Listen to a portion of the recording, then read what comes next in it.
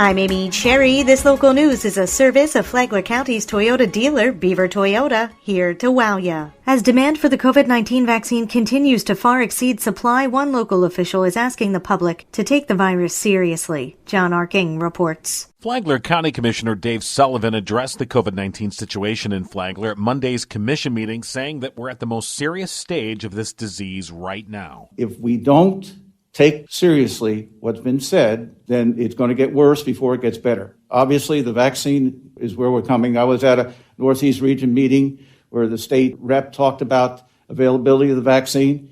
It's just not there right now, and it's going to take a long time for it to come forward. So I think it's important for us to speak out on the facts, not somebody's weird idea that this is some kind of thing done by the government to hurt us all. It's not. It's serious, and we got to take it that way. Meanwhile, up to 125 shots a day are being offered at every public supermarket location, including the 4 stores in Flagler County, although all of the available vaccine appointments have been taken almost as soon as they're made available. A full list of stores in the region and how to make an appointment can be found online at publix.com/COVID-vaccine. From the WNZF Newsroom, I'm John Arkin. A suspected drug dealer is back behind bars just days after he was released from the Flagler County Jail. Sheriff Rick Staley says his deputies picked up 34-year-old Michael Jackson on new charges after they saw him speeding. Our Problem Area Crime Enforcement Unit K-9 was able to apprehend him. During that investigation, we discovered the vehicle he was driving had a fraudulent vehicle identification number.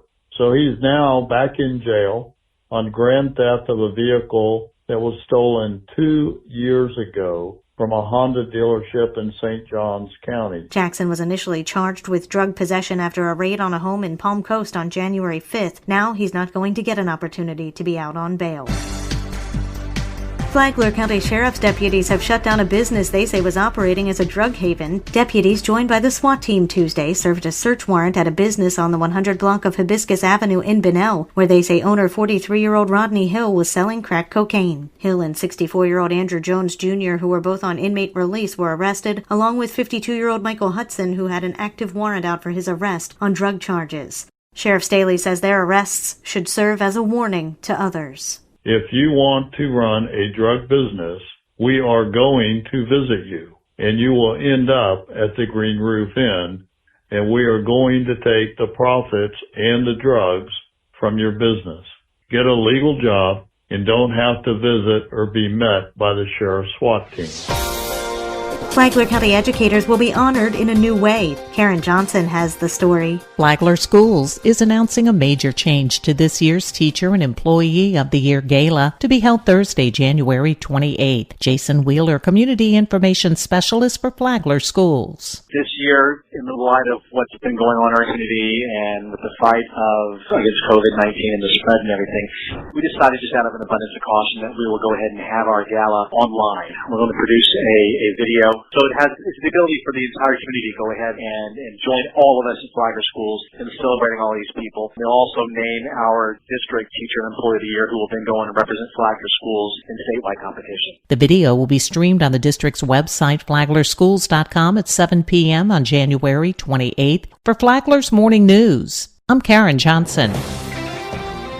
How did we come off to those at Jacksonville University as they looked for a place to expand? Your city, your officials, everybody has been very transparent. They've been very open and willing to work with us and to create a home for us. Jacksonville University's Vice President for Economic Development, Margaret Dees, said that Flagler County and the city of Palm Coast is another home for the university. Why should Central Florida and the Tampa Bay area and South Florida have all of that concentration of higher education? We have very fine institutions from Daytona to Jacksonville that can really meet that challenge and beat it. Dee said that Jacksonville University is ready to be here and that Palm Coast is the right area. Tomorrow, it's Nellie's home. From the WNZF Newsroom, I'm Rich Carroll. And now you're up to date on Flagler's Morning News. I'm Amy Cherry.